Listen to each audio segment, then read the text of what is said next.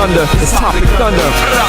Just acknowledging knowledge with no scholarships. It's Topic Thunder. It's Topic Thunder. Breaking everything down, tech to politics. It's Topic Thunder. It's Topic Thunder. We don't tell you what you want, we just give you what you need. It's Topic Thunder. It's Topic Thunder. News, brews, and views from these Chi-Town streets. Topic Thunder.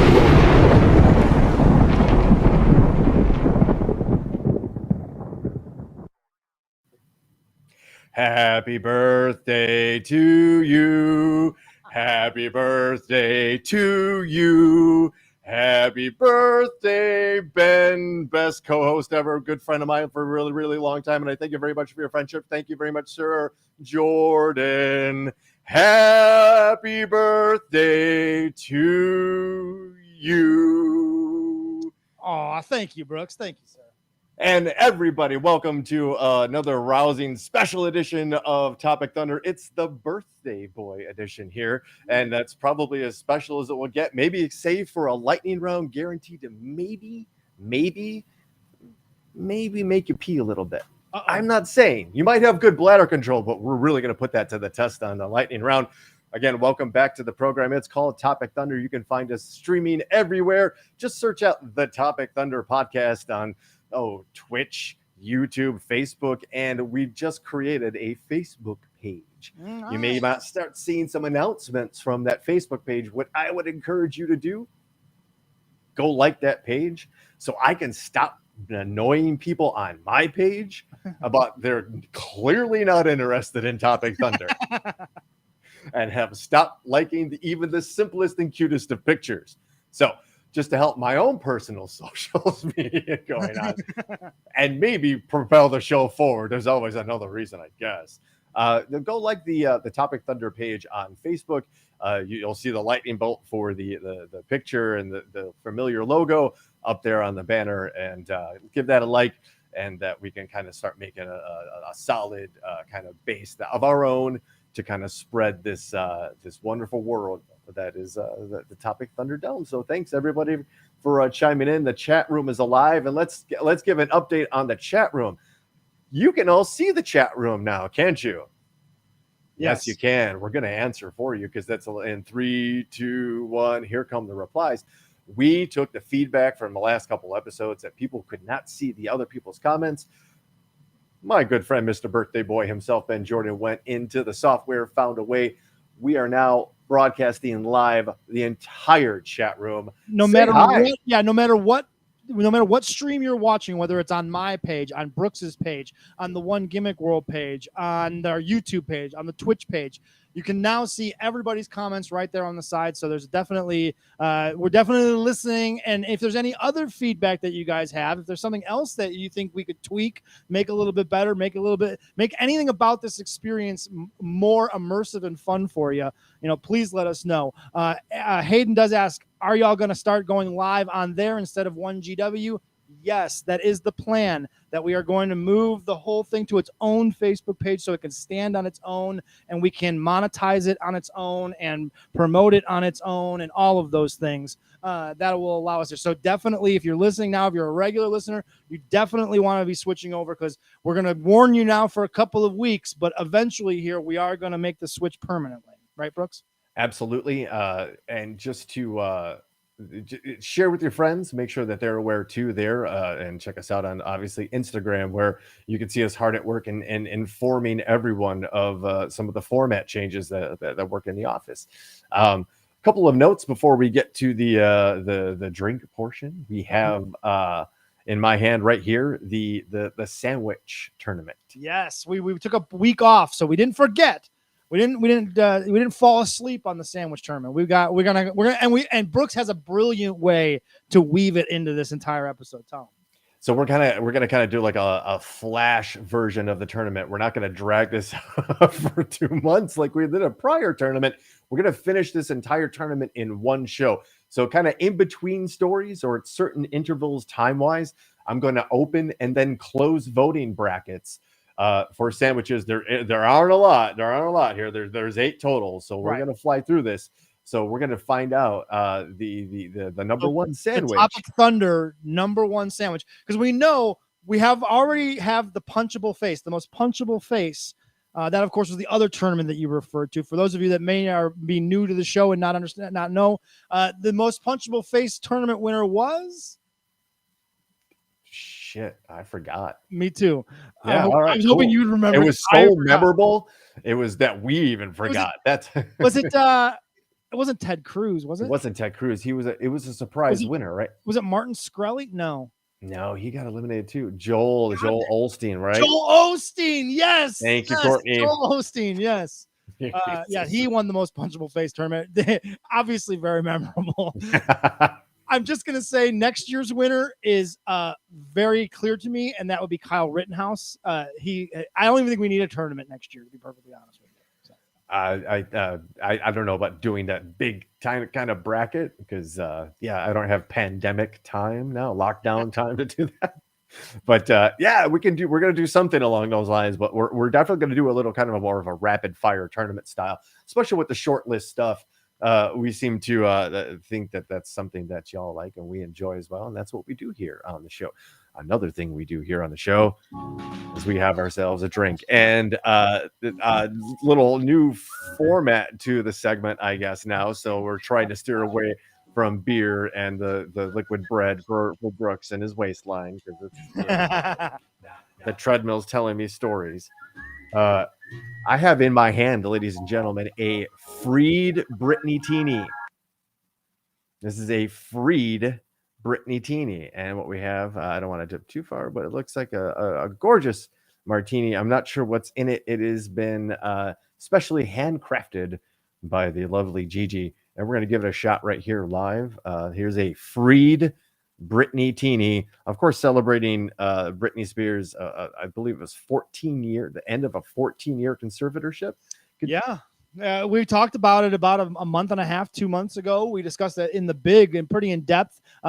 Gigi was actually on the show and talked to us on a different angle on the entire story. I'm just filling time so that you could savor and taste. And is there some? Gigi says 13 years of bullshit over. No more beer for you, Brooks. Yeah. And unfortunately, that's unfortunate for you because Hayden says in the comments, Brooks, I found the perfect weird craft beer for you, but it's only available here in Denton. So, well, guess what, Hayden? I am still trying to convince old Brooksy and Gigi to make the trek down to Texas. And when they do, I will be sure to give you the heads up and you can head on over and we'll have a nice dinner and maybe some nice Denton craft beer that you can hand deliver to the man. It's not that that's me now. That's me publicly putting you on the spot now. Oh jeez, Ben. But hey, you didn't come here to hear us make personal plans. I did want. One thing I want to talk about because we talked about drinks before, and about this time last we were talking about coffee and stuff that you put in your coffee, and Billy Whack mentioned oat milk. Yes. And I have since tried oat milk in my coffee, and I wanted to report back. I'm very impressed. Oh. I had oat milk in an iced coffee with some mocha flavoring, and it cuts the bitterness in a better way than regular milk or almond milk or anything else. And it still has that creaminess, that creamy texture to it that gives you that half and half kind of that when you like that in your coffee. I was very impressed. My mother-in-law bought me a French vanilla oat milk creamer. Also I'm not a big French vanilla guy, but again, the texture that it provides in the coffee, I was a big fan of. So a tip of the cap to Billy Whack for that suggestion. That's nice. Unfortunately, in this scenario, I kind of like my coffee I like my fonts black. Adrian, tell me you're old without telling me you're old. Shut up down there. I just made the word. I just made a dad joke. So call us what we are. But you're watching us. We're the we told you we're the saloon. We're the guys at the bar who just talk shit and talk about things that you don't really care about, but you're interested because we're engaging. That's who we are. And the conversation's the fire in the center of the saloon that you're warming your feet at and having a drink as we start to discuss the headlines of the day and follow up from a story ago. Gigi wants to know, how was the cocktail? Can you give us I kind of stepped on you there. What was the review? Yes, no. On a scale of 1 to 5, how would you rate it? see, that's like asking, do you want to sleep on the couch? All right, then varying shades of gray. It's sweet. I think there's got to be a Chambord in there. I'm not sure of the actual liquor. It tastes like Britney's Freedom, and I don't know if you ever really want me saying that, like in front of a room full of people. Yeah, no Chambord. Okay. She's got you stumped here. Yeah, see, this is the thing. My tasty? palate. That's really what it's down. Absolutely. I'm going to give it a 4.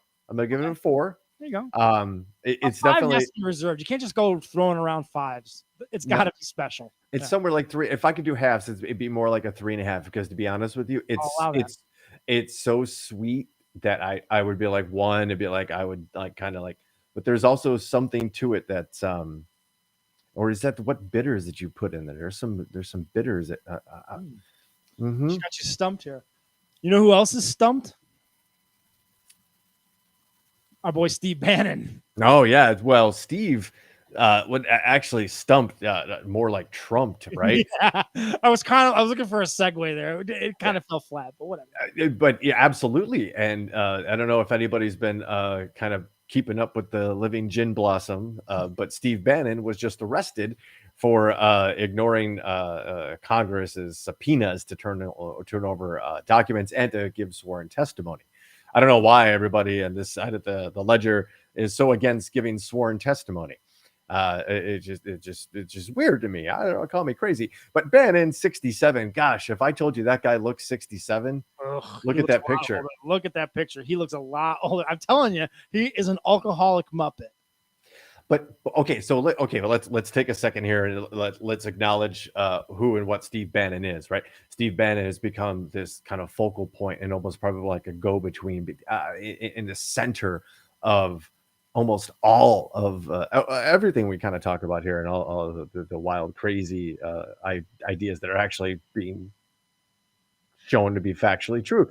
That the Russia involvement, the mafia involvement, the foreign entity involvement, the money the white nationalist movement, everything kind of starts to run through Bannon, right? He is kind of the center that everybody runs through. You're right. He was a White House advisor for over a year. That's crazy, right? But what did you do? And he stepped down. So if you thought he was the power mongering like kind of guy moving behind the shadows, no, this guy was the shadow. This guy got into the White House, got all of the connects, made all of the right connections. Maybe not handling it himself, but he introduced John to Bob, right? And now that or Simon to Igor, whatever that is. But Steve Bannon's kind of the center of all this, right? So for whatever reason, the FBI allowed him to speak because he turned himself in, right? Of course, it's the press, right? And the fear now is that he's going to become some sort of like martyr for this movement. And he knows it. So what does Bannon say? I don't want anybody to take your eye off the ball. It's what we do every day. We're taking down the Biden regime. That's what he said on the steps. And I guarantee that's how he sounded, slurring and everything. This is what he said on the steps of the courthouse. Why are we giving this guy a pulpit? Listen, there's something that this guy says that should, if you've been paying attention, raise the hair on the back of your head, even if you don't have any right now. I don't.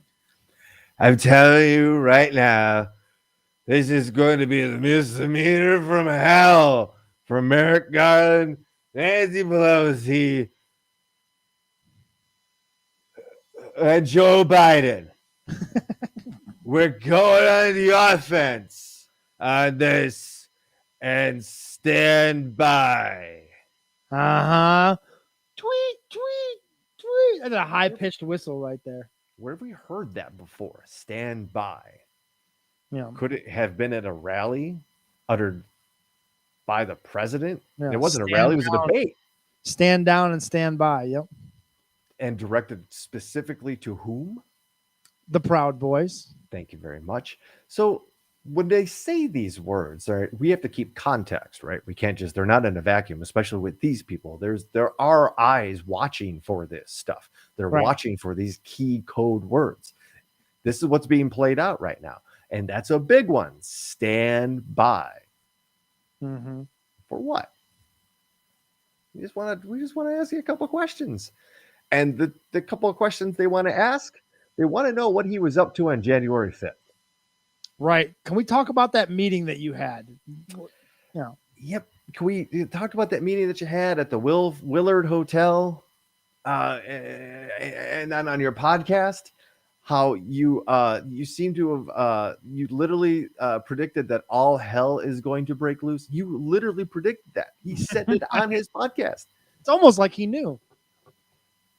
This guy being arrested is and don't let anybody tell you that this was finally Merrick Garland doing something, because the guy hasn't done dick. It's been a year since this happened and he hasn't done dick. Yep. This is the first big pawn.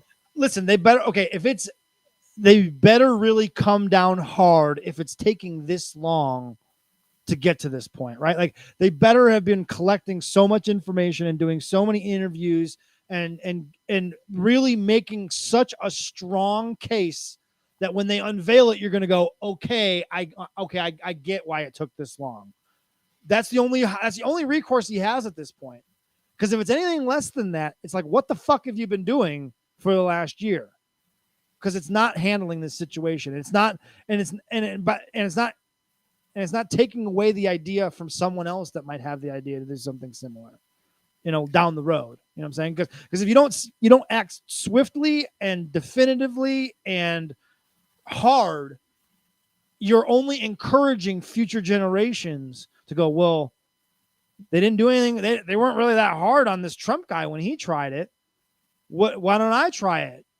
When the Bolsonaro of the United States comes into power and he decides to really, fuck with things, or the Vladimir Putin of the United States rises to power and decides to really use that power in a way that Trump was unsuccessful, but maybe this time, the second time around, is more successful. That's why you have to be definitive and swift, and they have not been either at this point. The majority of Republicans that Trump lost in this last election were because of the way he behaved and conducted himself. Mm-hmm. It wasn't about ideology. Right. They agree with a lot of his ideology. Yeah. Right. It was just about the way he behaved and the things he said in public, the way he conducted himself and represented the United States of America, which, by the way, let's not kid ourselves, was a complete jackass. Right. And speaking of jackasses and the things that you're much better at that segue thing than I am now. Yeah, I just kind of looked down. I saw the next story and it just rang a bell to me to say jackass next to the name Kyle Rittenhouse. Sorry, feelings be known. Kyle Rittenhouse trial was kind of ramped up over the last week or so, I'd say. With the famous oh yeah, no, we can't do the Walmart. They haven't paid. Yeah, I am not advertising Walmart. Fuck you. Yeah. If you haven't been paying attention to the day-by-day ramblings and of the crazy judge up there in Wisconsin, and you certainly saw the footage of poor Kyle explaining his ordeal that night, and in great emotional distraught, explaining how he pulled the trigger and murdered two people. Allegedly murdered. Okay, I guess we have to say that to avoid any kind of don't come for my dog. Yeah, it's just, this thing is so disappointing, and it is just, for me, it is further evidence of how stupid and broken our justice system is.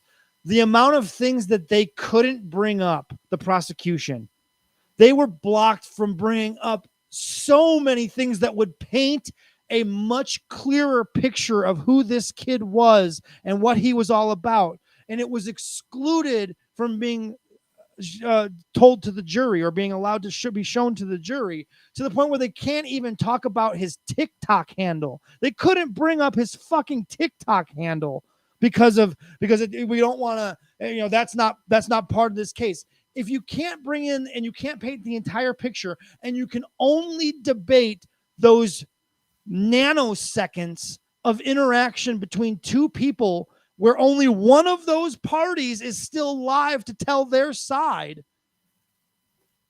If you're asking a jury to decide strictly on the testimony of what was happening in those 30 seconds or so, it's not you're not asking them to look at a clear picture and decide what was really happening here, in my opinion.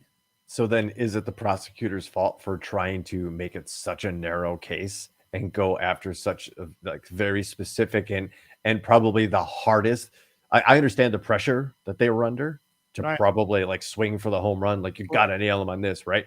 So they went after the hardest case to prove, which is, I guess it's murder, but not on any of the other ones, crossing state lines with an unlicensed weapon, underage, like this, that, all the other things that you could probably have popped them for. Right.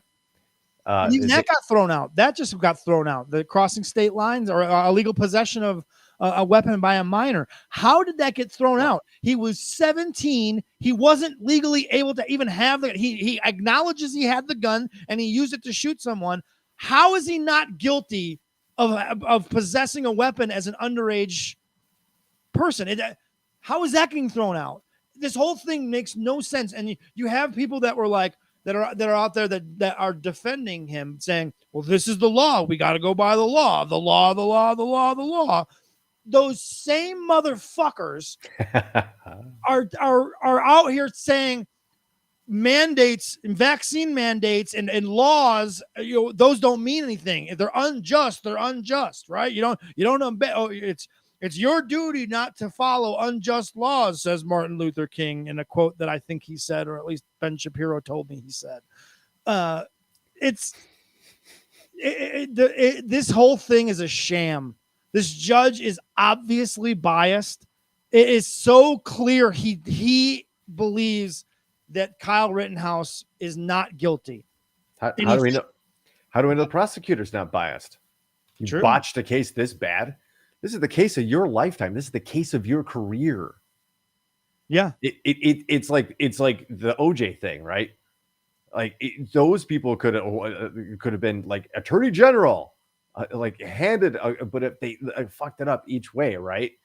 Yeah. And you never hear it, and they might be in practice. But and then you have a guy on the stand who basically contradicts your entire theory on the stand, and you called him to the witness stand. And now you're a meme with the fucking face palm because you fucked up so bad, right? And paid witness. Yeah. Paid witness. Paid witness. There's something to be said. I mean, that's something I never thought of, that the prosecution kind of was in on the fix too, right? That could be the case. Or a higher up said, listen, we had to make these charges. We had to do that. We had to do this to save face. But let's just understand, you're not going to win this case. Right? Yeah, we put you against Judge Murphy or whatever his nuts is, and that's when like everybody knows, because that's like that's a workplace, right? And all those people work together, so everybody knows that Judge Fryer is different than Judge Murphy, who's different from Judge Copenhagen. They're like, oh God, that guy. Yeah. All right, I know the fix is in. I know how that guy feels about everything. Right. For me, another thing that this kind of points out, and Angela says it in the comments there to the same kind of extent. If this was a black kid going to a MAGA rally, starting trouble, and then when he gets chased for acting like an asshole with a gun, turns around and shoots a couple of MAGA assholes, I guarantee those same people don't have the same feelings on it. And what I'm really tired of, and I'm done debating this. And if you believe that two things are equal, I'm sorry, I don't want to have a conversation with you. If you equate violent protesting or rioting, if that's what you want to call it, if that's what you want to call it to make it more palatable for you. If you think that is in any way equal to ending a person's life, I'm sorry, we can't have a real conversation about this subject, because we're not starting from the same point, and we're never going to get to the same point if you're starting there. If you're starting with, well, those rioters and protesters, if they wouldn't have done that, well, then Kyle wouldn't have had to go there, right? Like, what is that? Like, You put yourself in a dangerous situation, and then you felt threatened enough to open fire on an unarmed man with a plastic bag and a guy with a skateboard. Now, the guy with the gun, I almost whatever, dude. Now you're in it, right? So- yeah, that you brought a gun too, and, Right, and you so- did. Yeah, so like, okay, well, I don't know what you were expecting to happen, but you, sir, you brought a gun too. So that's a separate conversation, right? That's different. And at what point was it? No one ever thought like this kid shouldn't be there at the time. He's talking with cops. He's engaging with people that it was so obvious Those cops knew him. why he was there. When you can't put yourself in a dangerous situation and then say I felt threatened. It's like I equated it once, and you'll get this reference.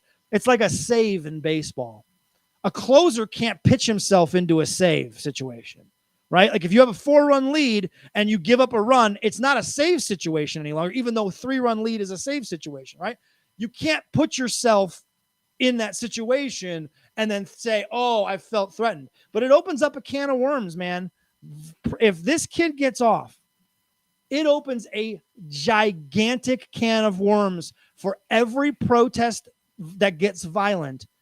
You're going to have people that are emboldened to now go there and defend these businesses, and then when they get threatened, they just defend themselves.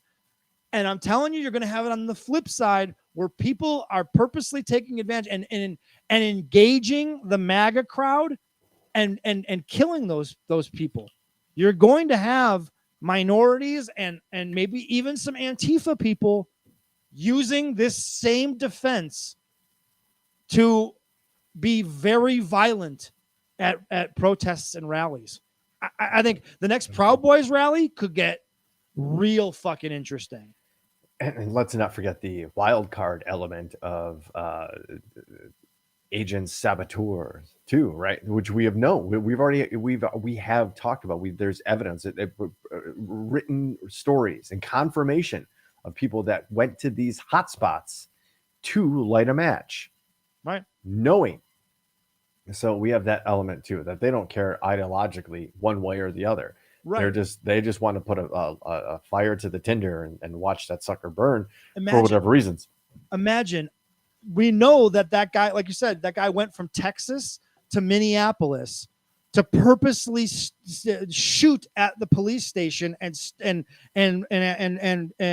ignite the flame, if you will, or however you want to say that. We could have that same sort of situation that started by someone on one side purposefully to ramp it up so that their buddies who are at home and on Facebook going, those stupid rioters, I wish someone would teach them a lesson. You know what? I'm going to teach them a lesson. I'm going to go there and I'm going to defend those businesses. Which I've never bought anything from. And never worked for and don't care about. What you really care about is teaching those, and insert racial epithet there. You want to teach those people a lesson. You want to show them that's not acceptable. And I'm going to show you it's not acceptable with a gun. It's not acceptable for you. But when the Bulls win, or the Bucks win, or my sports team wins, that's a different story. This is something that we talked about in the legendary group chat, that I'm waiting for I'm waiting for a shootout. I'm waiting for a legit shootout to occur. Two dudes, legally armed, don't agree with each other, don't have much compunction about pulling that gun out over a whatever. And in the middle of the street, you're going to have two dudes like just shooting it out like Western style. And the person who lives gets to claim self-defense. Imagine because that. Dead people can't defend themselves. So as long as you're the one that wins the firefight, you get to claim self-defense. That's where we're headed in this country. People with disagreements are going to go in the streets and open fire on each other. And whoever is the one that's left standing is going to go, I was just defending myself. You saw he had a gun. He had a gun, and I felt threatened. And so it's like what is it called with police? The immunity. Qualified immunity.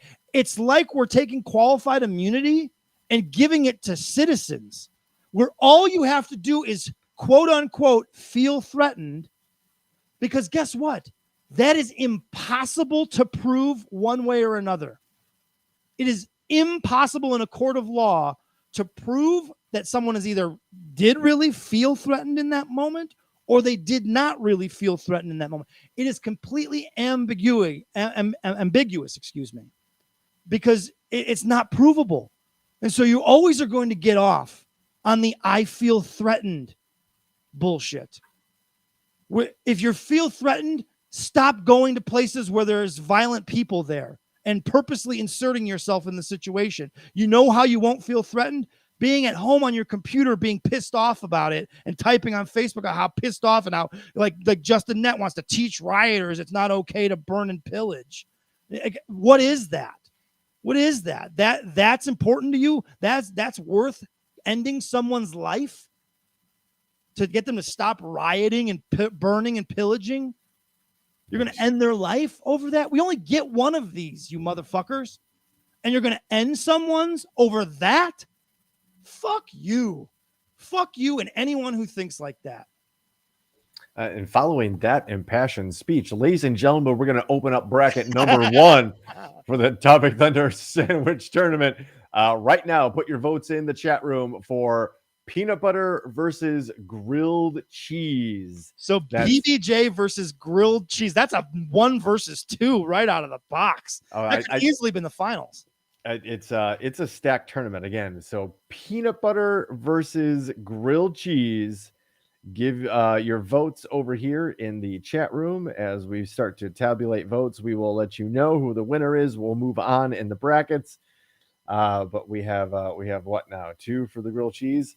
We have 3 for the grilled cheese. And while the votes roll in, let's talk about maybe a brighter side of humanity, right? We like to give you those stories here too. Toronto is exploring the idea of giving homeless shelter residents 1 year of free rent. Look at that. Between real estate market pricing, people out of contention, and job losses resulting from lockdowns and an already crisis level of homelessness in Toronto, one councillor made a successful push Friday morning to have the city look into an extreme measure. That would get people out of the nightmarish shelter system and into actual homes. Surprisingly, the motion was met with a rare unanimous support, which is often ideologically split. Interesting. Well, that's good. That's promising, I suppose.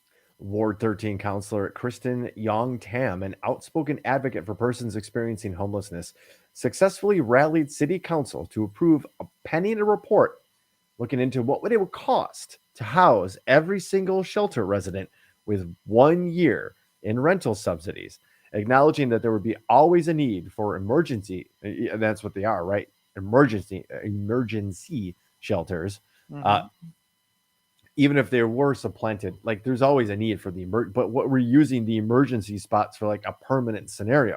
So here we have Toronto trying to figure out a way to give these people a legitimate place to live and a chance. And I think we've talked about, and you don't have to look too far. Studies show that one of the biggest deterrents and to crime and to homelessness is that just have a shelter, have some stable home, an address. As simple as an address. You have no idea how big that is to have an address. You see that homeless person with the sign that you drive by on the corner every day, and you say to yourself, why doesn't that guy just get a job? McDonald's is hiring. All these places are hiring right now. Why can't you get a job? That guy walks into any business and they're immediately, he doesn't have a place to get bathed. He doesn't have a place to wash his clothes. He doesn't have, soap and deodorant and the things that, that make you presentable enough to walk in and get a job. And on top of that, what happens when you fill out the application and they ask you for your home address and you don't have one? What do you put?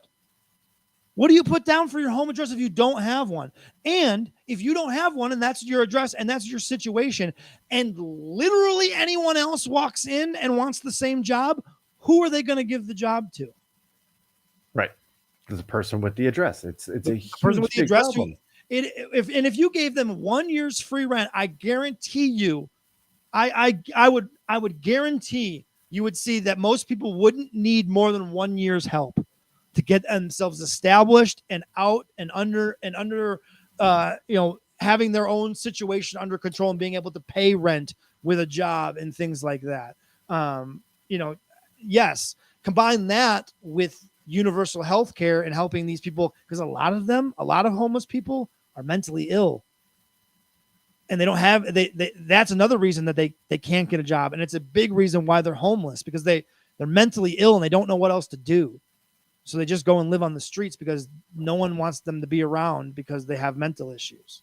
There's no catch in the system. Right. And then you have a lot of homeless veterans who have PTSD from the horrific shit that they see when they're in war. And then they're brought back into this country and said, all right, good luck. Here's a GI Bill. Go to college and learn something. Yeah, right. No, it's terrible. And the idea that we have enough houses, empty houses in this country right now to house every homeless person in this country. And I don't get what the pushback is. Like, why do you care? It's not your money. Right. Because what? Well, okay. So I take that back, because here the city of Toronto is not going to pay for this. They're going to like push back on basically the county and federal level. They're going to like, you need to help. You need to fucking fix this. Yeah. Like you have the money. Mm-hmm. But again, let's remember two things. One, we have the money. We can do this right here in the United States of America. We can do it in a snap of a finger. Yep. We just have to cut out, I don't know, a dozen top of the line fighter planes. Sure. And as far as houses are concerned, we've talked about this many times. Most of the houses in this country, most of the empty homes in this country are owned by corporations and hedge funds. So they could be bought back, right? These aren't mom and pop that's their retirement is this second house that they have, that they rent out to someone. That's not what we're talking about. We're talking about millions of empty homes because people own these corporations own them, and they're just sitting on them to either have someone pay an exorbitant amount of rent, or they'll just sit empty because they don't give a shit, and they'll just wait for the housing market to continue to rise, because the less there is in the market, the higher the price of everything goes. And then when it gets to a certain point, they go, all right, I'll just go ahead and sell the house now. And then some other fucking corporation and hedge fund buys it. And it's just a fucking cyclical loop of these different corporations and hedge funds profiting off of an empty house that some homeless person could advance their life in if just given the goddamn chance. We are so set up to fail in this country. If you are not very lucky early in life, you have such an unbelievable uphill race to climb. Or I don't know. And we're not discounting anybody of any color or any ethnic variety like having their own struggles too. That's not what this is about. This is not about like, well, your suck needs to be like my suck, otherwise this whole thing. No, this is about just bringing everybody up to a level playing field. And it's like, we have surplus.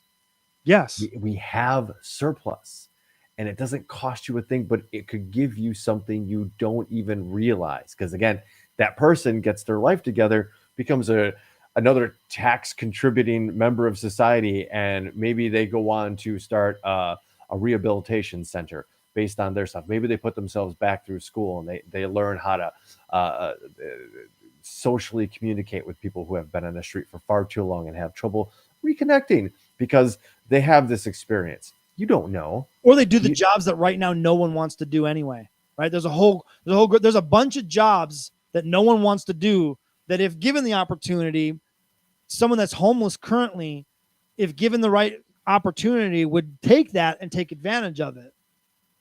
For sure. And like Adrian and Angela have pointed out, couple of A's, a couple of A pluses right there. Ha ha. Hey.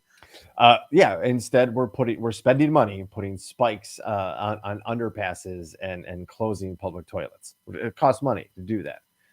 That doesn't kind of speak to like a good moral country. I stop short of saying Christian because that's not what we are, but that's what a lot of people purport us to be. So what are we talking about here?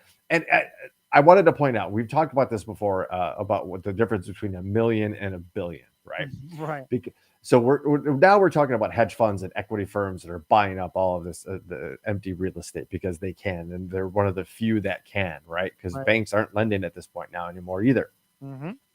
So this is so 1 million seconds. 1 million with an M seconds is 11 days.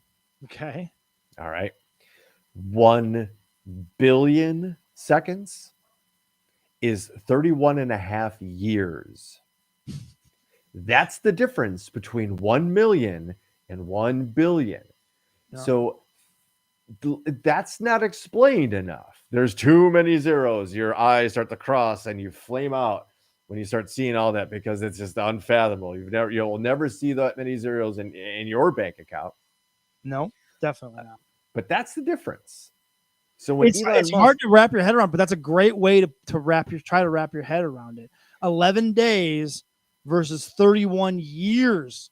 That's the difference. And now think about a guy like Jeff Bezos, who's worth 180 billion. How much money is that? That is an absorbent amount of money. It is an amazing amount of money that can't possibly be spent in lifetimes. Which, since you bring this up, I have if you don't mind, I have a great video that I think would be interesting for people to watch along the same line. This woman argues why she's on a talk show and they're asking her why should billionaires exist or that sort of thing. So check this out. Yeah. If you don't mind, cool? Not at all. Yeah, no, actually, I wanted to close the bracket really quick. Yes. Grilled cheese ran away with that one. Grilled cheese won. Sorry, folks. PB&J got overrun. I think they got a horrible seed there. Yeah. We're going to go across the tournament. And while we're watching this video, take that information, but also think what you would prefer, a burger or a club sandwich. Ooh, a burger or a club sandwich. All right. That bracket is now open here, ladies and gentlemen. Burger versus club sandwich. Get your votes in the chat room. Should there be no billionaires in the UK? Well, I think the question is, how do you become a billionaire? You become a billionaire because at a certain point, you probably stop paying your taxes. You shove your money in some offshore bank account. You become a billionaire knowing that lots of the people who work for you will never have 1 million, will never have 100,000. So should there be no billionaires, as Clive Lewis says? Well, I suppose the question is, why do you need to be a billionaire?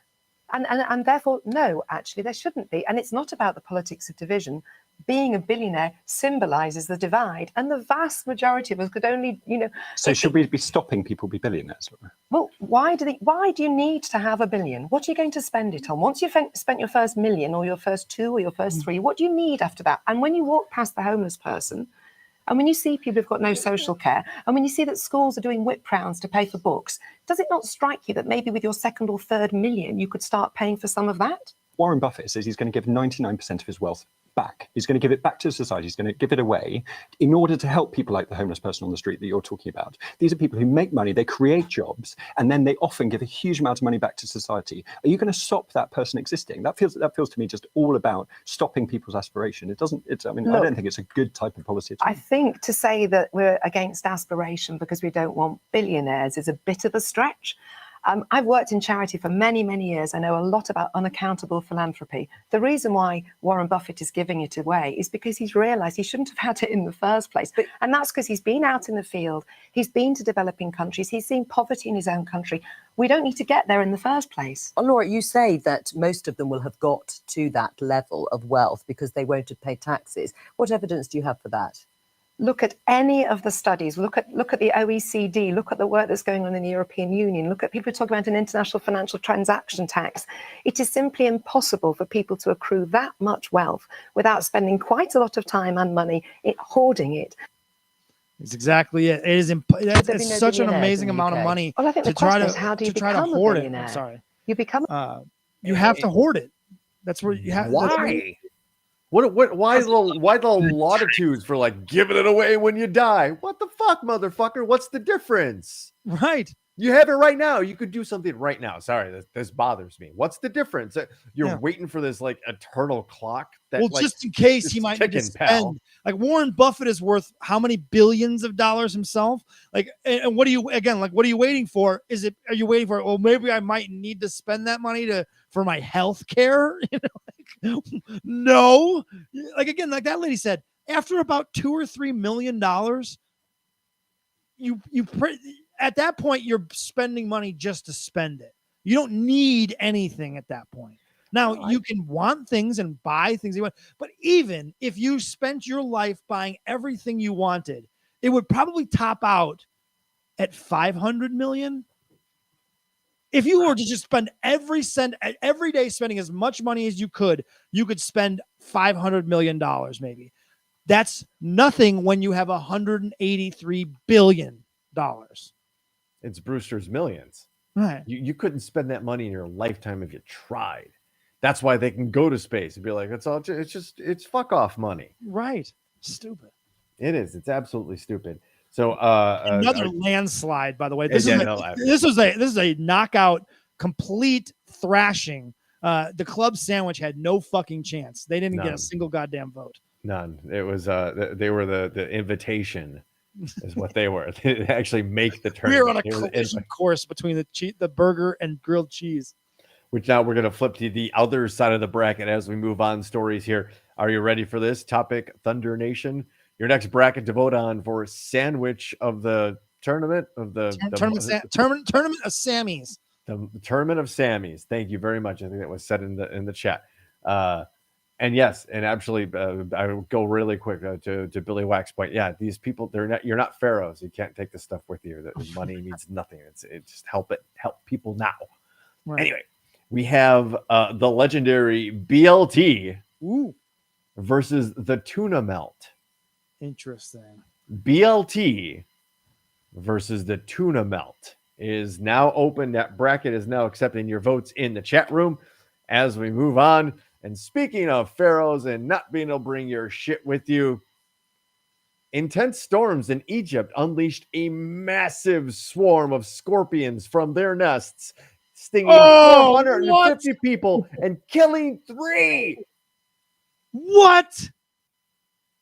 Extreme weather in Egypt brought out a swarm of scorpions from their nests, resulting in hundreds of people in the southern city of Aswan being stung and 3 people dying from their injuries, according to multiple reports. At least 450 people were injured by scorpion stings on Friday. And Egyptian health ministry officials said, according to the BBC. 3 people died after succumbing to their injuries, Sky News reported. Heavy rain, hail, dust storms near the River Nile forced the scorpions and snakes. Oh, snakes. This is a new addition. They didn't mention snakes before. It wasn't just enough to have fucking scorpions. It's like, wait, there's 3 conquistadors? What? Son of a bitch. Snakes. The scorpions, displaced by the weather, then sought shelter in people's homes, the Independent reported. Egypt's home to the fat-tailed scorpion, one of the most dangerous scorpion species in the world. The Egyptian newspaper, citing a health ministry official, said that those who were injured have been hospitalized and are receiving treatment. When I was a kid, we used to go visit my grandparents in Arizona every year, and one of the big things was that they would drill it into you. My grandparents would drill it into us that you had to check your shoes before you put your feet in your shoes because of scorpions. That's where they like to hide, because it's almost like a cave to them, right? So they go into the toe portion of your shoe and they just hang out in there, and then you put your fucking foot in there and then kablami. So you always had to pick up your shoes and shake out your shoes before you would put your shoes on. And this reminds me of that, because I was always horrified by the idea of putting my shoe on and having a fucking scorpion be in there. I can't even. I've never lived in a climate such that I have to worry about such a thing, and that's That's not something I'd want to do. Yeah. Let's just say that. Let's No, just say that. not at all. I think I actually have to vote in this one to break a tie, if I'm not mistaken. We are kind of on a tie. It's a 3-3 tuna BLT. I'm gonna vote, and I had this, and I was gonna vote early because I thought that I thought this was gonna be another blowout, frankly. But if I'm gonna vote, I'm gonna vote for the tuna melt in an upset. I think it's an upset over the BLT. I think that is an upset, to be honest with you. Billy Wax switching his vote there, Courtney, I don't know how this could be a tie. I was shocked. I thought for sure this was going to be a grilled cheese burger type situation. I didn't think people appreciated the tuna melt as much. Tuna is very hit or miss. There's no gray area on tuna. You're either all in or you're all out on tuna fish. Courtney, this election is rigged. You can clearly see that one of the voters has changed his vote. She scribbled out BLT. He put in tuna and he spelled it wrong. It's in crayon. It's okay. And Billy Wack did change the vote, and he changed everything. But it kind of changed. And if you're going tuna, then tuna's the winner. Yeah, we have tuna. Hayden, warm tuna fish is weird, yes, but when you say it, it's weird. But when you taste it, it's not. I full disclosure, to be honest with you, between the two, I'd go tuna melt as well. There you go. See, Courtney, you're demanding a recount, but it is what it is. We're doing this. No, the tuna melt, just overall, just it hits a better spot. If you were to, it hits a better spot than I'm not gonna go into my sandwich thing. Trust, that's a therapist couch you don't want to be sitting on. So before we get into the next story, let's open up the next bracket, folks. Reuben versus Cuban. Ooh, wow. Reuben versus Cuban. Interesting. Those are your sandwiches in this now open bracket to vote on in the chat room here on Topic Thunder. Go ahead and vote. What would you like? A Reuben or a Cuban? As we roll on to the next story here, speaking of, the natural disasters that are coming and the signs of the apocalypse, I found a story that kind of put into monetary terms how much it would take to basically save a really small city. I believe the population currently, it has dropped. I'm going to show you. Where's the quote here? The population dropped from 1,100 to some 400 now. All right. Here we are. The population of the island has also shrunk from 1,100 people in early 1900s to just 436 reported last year. The city itself has lost a staggering amount of landmass. 62% of the original habitable upland of the area has been lost from just 1967. Wow. That's a lot. 62% is now, you can't live here.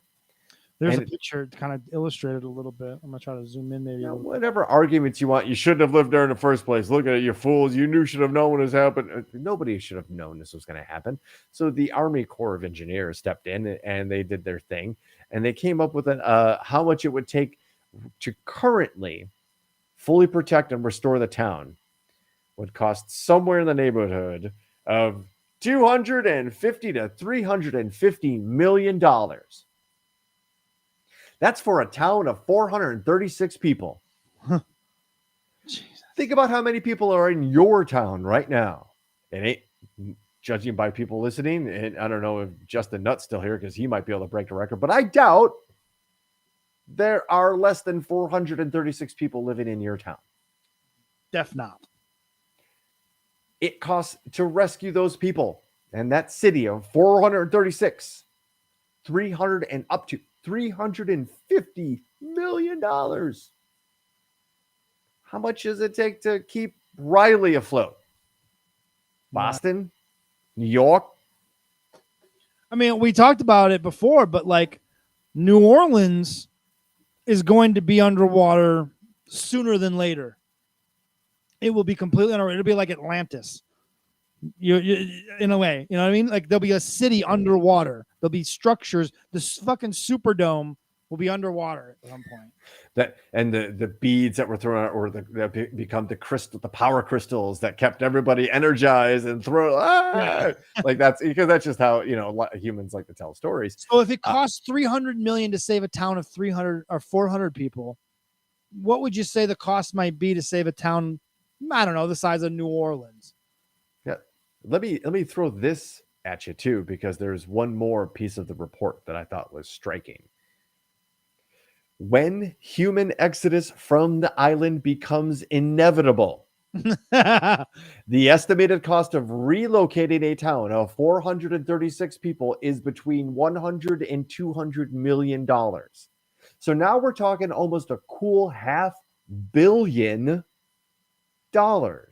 for a town of 436 God-fearing people. But it's just 400. My graduating class was more than that in high school. Right? Think about that. Yeah. Think about what you saw in the report card. She didn't give a shit about. We're like, you're X number out of 884. That right there. Every day at my high school, there were more people than are currently in this town, and it's going to cost a cool $500 million to keep good old Johnny's homestead afloat. And then get them out of there when it inevitably becomes inhabitable. When that $500 million, when put into the right efforts, is exponentially more helpful to not only this poor town of 436 people, but everyone around the world. It's insane. It's insane to think about, and like it's just another piece of evidence that climate change is happening, and there are major things that even if it's not in our lifetime, in my child's lifetime, he is going there. That his society is going to have to deal with rising water levels and major catastrophic weather events happening on a regular basis all across this planet. Like, what's going to happen when all of the coasts of this country get moved in by miles? What's going to happen when New York is underwater? Remember, they had a big hurricane. Remember back a few years ago, about 10, maybe 10 years ago or so, they had a huge hurricane where the buildings were flooding and the streets were flooding and the basements and the first and second levels of these buildings in New York were flooding because of a hurricane, because of the rising water that was coming, in from the ocean. Now imagine it's not just a storm that does that one time. The water moves in and it doesn't move out anymore. It's like the stray dog you fed once. That dog's never leaving. Right. I mean, it is New York, Florida. The entire state of Florida could just no longer exist. Which California's coast. You could argue. Arizona Bay. Right. You could argue. I mean, I may argue that Florida going underwater and losing everyone in Florida might be better for the United States, but. I mean, you may jest, but and sure, let's admit we have our fun here, right? For sure. But those are human beings. Those are mom and dads and kids and grandparents and all that kind of fun stuff. And we don't want anybody to die because we just can't control our shit. And we can't think of better ways to do things. That's just the most ridiculous thing ever. Well, 2 billion people died because we couldn't figure out how to have these cars not spit poison in the air. Courtney mentions Montana's pretty open, I hear, right? Yes, it is, except for the problem is there are a few families that own most of the land in states like Montana and Wyoming and Idaho and places in the Dakotas. You have families that moved out there generations ago, and they have thousands of acres of land that is technically theirs somehow through some sort of weird eminent domain. So yeah, you'd think that there's a lot of space, but there isn't a lot of space available because those people aren't selling to allow housing developments to go in. They want to keep those people have a vested interest in keeping places like Montana and Wyoming and those places very open and very wilderness, kind of type places. They have a lot of interest in not letting people move to those places. And even though there is an amazing amount of open space there, there's an amazing amount of open space in the United States, frankly. frankly. entire center of this country is wide open. And historically, when you look at the geographical timeline, you go back like millions. It's also like a water basin. So, like, if there's enough water, the central, especially like the plains area, that's why there's all those like cool caves, like in Kentucky and the Dakotas and stuff, because like the water forced that, and that's where the water went, right? So, yeah, given enough water level rise, the only place that will really be safe, and think about like I can't think of the name right now, Machu Picchu in Peru. Think about, wait, why do they seem to have like what appears to be a boat dock, but they're at the top of a goddamn mountain? Right. Right.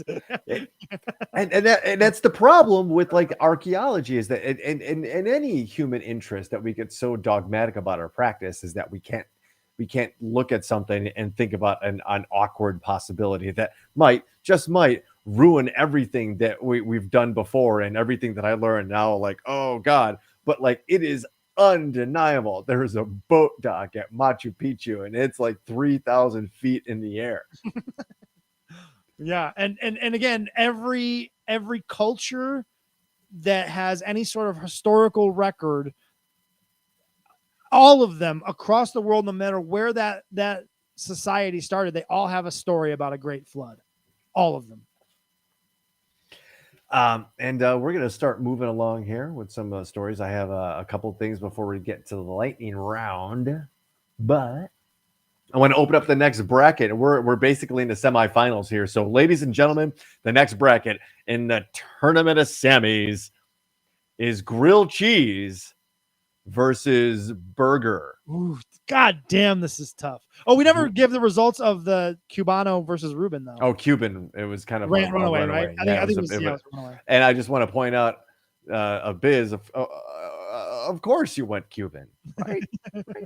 So anyway, yeah. So we have grilled cheese versus burger in the first round of the semifinals here, determining a Tournament of Sammys winner here on Topic Thunder. As we speaking of Sammys and speaking of a tasty treat every once in a while, Ben, how do you feel about Arby's? I fucking love Arby's. Fucking love Arby's, guy. I love Arby's. Yeah. What would I do to get you to try an Arby's flavored vodka? I don't think I'm a vodka guy, right? So I am not opposed to trying a vodka that is Arby's flavored, and it's curly fries flavored. Yeah. Which, well, let me give you a story from WSYX in Columbus, Ohio. oh, no. Arby's may have the meats, but it will soon have something else for the palate of those over 21. Vodka. Arby's is entering into the world of spirits, but alcohol, by offering two delicious and distinctive flavors of 80 proof vodka inspired by its curly and crinkle fries. The limited edition vodkas are made by Tattersall Distilling in Minneapolis. The company said it is made from high quality potatoes and distilled ingredients that pay homage to the curly and crinkle fries. I'd try it. I'd for sure try it. I would try the curly fry one for sure because I love Arby's curly fries. I fucking love who them. doesn't? Who doesn't? Absolutely. I'm a They, huge. they got rid of potato cakes, which I'm not ready to forgive them for. But I'm pretty pissed off about the potato cake thing. I'm not gonna. That's actually a national tragedy. Yes, that is. Yes, I don't know what hurts my heart more: Arby's doing away with the potato cake, or Taco Bell doing away with the chili cheese burrito. Potato cakes. I'm just going to go out on a limb and just say those potato cakes were the only. Yeah, see, my go-to, as much as the curly fries are great, go-to order at Arby's. Give me those like 2 beef and cheddars and like 2 orders of potato cakes, and just don't look at me at how much Arby's sauce that I'm using. Don't look at me. Don't look me in the eye. Don't look me in the eye. Here's a stoner sandwich for you. You take the beef and cheddar, you take the potato cakes, and you put the potato cakes on the beef and cheddar, and you slather them with the Arby's sauce, and you smash it all together, and you eat that motherfucker as a giant sandwich. It Ooh. is so good, dude. It is so good. The Arby's sauce on the potato cakes, oh, it just sets those things off. I'm so mad about it. Yeah, the Arby's sauce is Aiden does- better than any ketchup. Any red sauce you can think of, out of a tube or like a store bought red sauce. Arby's sauce is better than anything you can name. Yes, I'll fight you on that. Right. And Hayden has a good idea. Next tournament should be discontinued fast food items. Best discontinued fast food items. Yeah, Arby's always has the worst service. They're not great. Whataburger's the worst I've ever had. I got a sandwich boner right now. It does sound good to have a sandwich right now. So I'm going to open up the. That was a runaway winner right there. Also, that was burger. Yeah, burger. Yeah. Burger's gonna win this whole goddamn thing if we're not. Maybe I've got hope for. I don't know. Maybe it just because who doesn't like a burger unless you're some kind of wild-eyed, crazy-haired vegetarian. Anyway, I'm going to open up the next bracket of the tournament here, and that was a pointed comment to one person that's listening. The next bracket is the tuna melt versus the Cuban. That's Tuna melt with an versus she's already flipped her table. It's already over. But yeah, tuna melt versus Cuban for the other finalist in the tournament to go against burger. And as we do that, as they vote, Ben, I sent you a video, a link. Oh, we're not going to do the butt plug one? You want to do the butt plug one? We can certainly do the butt plug one while we're talking about food. Why not? I like it. So the holidays are coming up. You don't have to be. There's a Christmas tree up in my house, and I never thought that would happen all in my life. And there's going to be more Christmas decorations, and I'm very happy about this predicament. It's great. Merry Christmas! You're not being held hostage or anything. I don't necessarily say I'm the best gift giver ever, but apparently Dakota Johnson's got us all blown away because she wants to give everybody butt plugs as holiday gifts. I mean, all right. That's interesting. This is sent to us by a dear friend and friend of the show, Ryan Hansen. Sent us the story here. This is from the New York Post, so wink, wink, nudge, nudge. But here we go. If Dakota Johnson is your Secret Santa, this Christmas is going to be a sexy one. The 50 Shades of Grey actress revealed to InStyle that she'll be gifting the anal plug designed by sexual wellness brand Maud this year. Oh, this is going to be everybody's stocking. Are you kidding? It's the perfect stocking stuffer. She told InStyle, you think your uncle hasn't wanted a butt plug his entire life? You're lying. Dubbed Cone, the anal plug is a dark evergreen color and resembles a Christmas tree, perfect for bringing in holiday festivities into the bedroom. Johnson joined the Maud team as a co-creative director and investor last year and immediately inquired about anal products, she told the mag. I know that there are many people out there curious about it, and there are many parts of one's anus that are erogenous zones, and I think it could be just fun for people to explore, she said.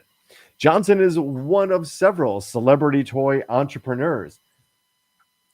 Cara Delevingne is the co-owner of some company I've never heard of. And Brainiac Gwyneth Paltrow has her own Goop sex toy line. That's what She has a candle that smells like her vagina. That's what I heard. That doesn't. I don't want a candle scented like that. Me neither. It doesn't sound like I wouldn't be like, you know what? I've always wanted a candle that smells like. Yeah, Billy Wack read between the lines there. You have a sexual toy company called Maud. Yeah. And it's a whole lot of fun when you order from Maud because apparently nobody sees that. It just says Maud on your credit card statement. But the story goes on. People they're all so embarrassed. They don't want to order these things. Like, we are a society that is really hung up on sex. Like the generation older than us, they are incredibly hung up on sex, and especially kids hearing anything that remotely even sounds like it might be sexual, parents are outraged by their kids hearing this. And it has stood the test of time that this is the worst possible way that you can approach the topic of sex with your children, is to tell them that it's bad and they shouldn't do it. Like, it's the worst. That is how you get teen pregnancy, ladies and gentlemen. If you do that, you have pregnant teens. That's why we have an epidemic of pregnant teens, is because there are so many parents out there that are afraid of sex to a point where they make it this like demon, and it only intrigues children to want to know more about it. Why are my parents so weirded out by this thing? And then they realize, oh wait, it's not really that big of a deal, and then they're doing it all the time unprotected.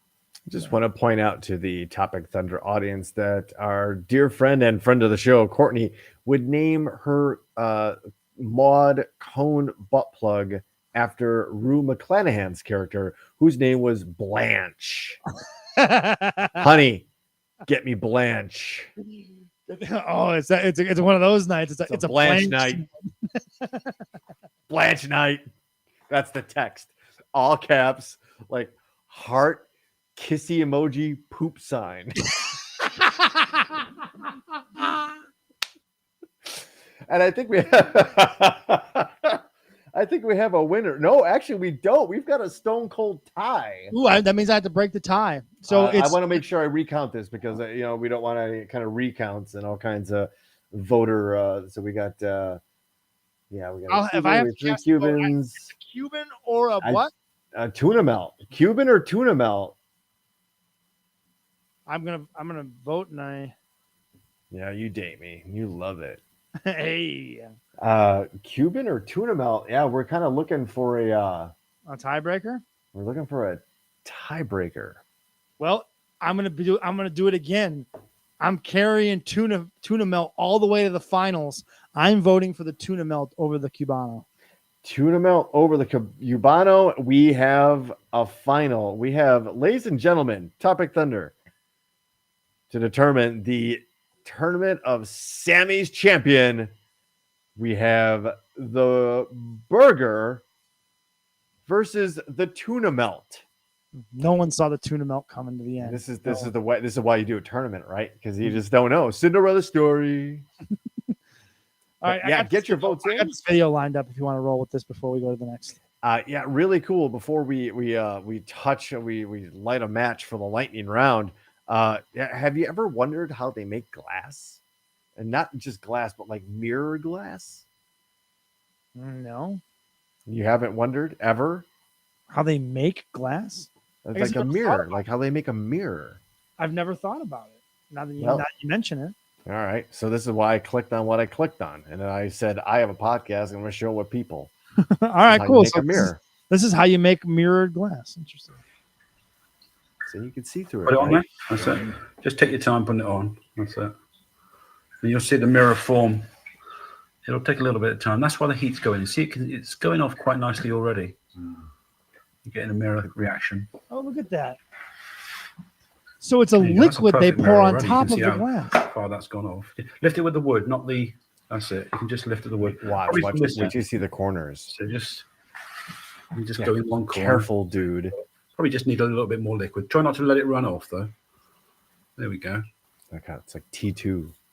That's great. It's kind of like T2. Probably that bottom corner. Just lift it down here. Yeah. See the corner. Look how cool that is. Well. Why does it keep from the edge like that? How does it do that? It's just trying to distribute equally. So like liquid will take up its own space, like whatever space provided. So it's just not enough. Yeah. And now it's dry. So that's a mirror. That's so cool. I never thought that that's how they did it. Like it was a liquid that they poured on top of the glass. And it never occurred to me to ever even think how they make a mirror. That's fascinating. Good stuff. Right. Only available here on Topic Thunder. And we're going to still wait. We're going to do this other segment. I don't know. You people may have heard of it. It's called the Lightning Room. I don't know. But are we going to do that, or are we going to go to the big? Because we do have a big today, right? Or are we just gonna... I think we're probably past the time of. I think people are itching. Good call. We'll make a programming switch on the fly, which we're professionals here.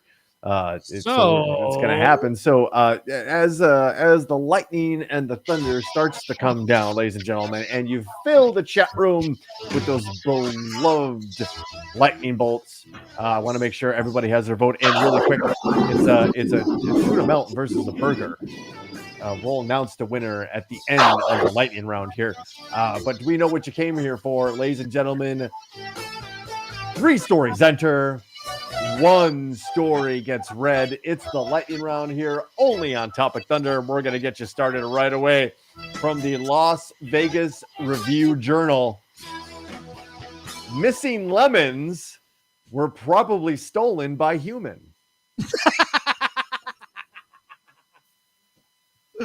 All right. The most obvious headline in lightning round history. Headline number 2. Deputies respond to a large pig named Papa Pig as he blocks traffic in South Carolina County. I like pigs. They're funny. And headline number 3. Naked man found trapped inside wall of iconic theater after 2 days. So while you're voting for not only what sandwich we can serve up here, the burger or the tuna melt, we're going to go over those headlines one more time and come up with some kind of grand finale that should leave everybody really satisfied. Headline number 1. Missing lemons were probably stolen by human. Probably. Try not to be biased here. Deputies respond after large pig named Papa Pig blocks traffic in South Carolina County. And headline number 3. Naked man found trapped inside the walls of an iconic theater after 2 days. Man, number 2 and number 3 are both really good. And I'm with Billy Wack here. How did this happen? That I'm intrigued by. How did a naked man get in the wall of a theater and not be found for 2 days? That's fascinating. But I do love any pig named Papa Pig. Like that tip of the cap. I want a pet pig so bad. We're talking like a potbelly, kind of like a pet kind of pig. Like a pet pig, a potbelly. Yeah, because they're like dogs basically.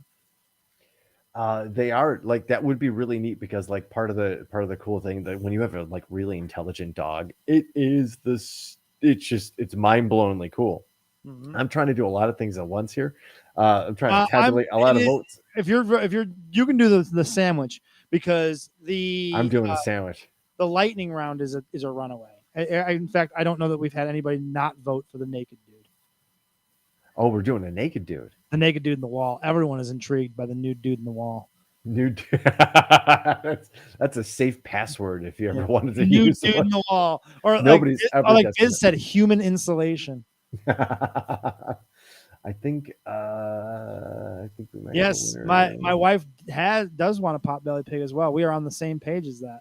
We have, and instead we have 3 dogs. I don't know how that happened. Wow, it is. It's naked men. Okay, this did not go the way I thought it was going to go, but here it is. Anyway, ladies and gentlemen, this is from channel7news.com cu.au. Sorry, this is Australia. Okay, oh, cool. This is it's already going to be fun, right? Australia. A naked man was rescued from inside a wall of a historic theater after hiding in the building for several days, authorities said. Syracuse firefighters responded to the landmark theater on Friday morning after an employee heard a man yelling for help and called 911. Syracuse Fire Deputy Chief John Kane told Syracuse.com. The unidentified 39-year-old man got into the building Tuesday and managed to get into a crawl space, authorities said. He stayed there for 2 days before he fell into a space in the wall of the men's bathroom and became trapped.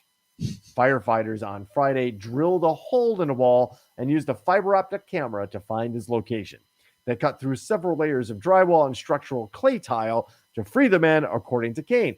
The man was taken to a hospital for evaluation and no visible signs of injuries, but was probably suffering from dehydration.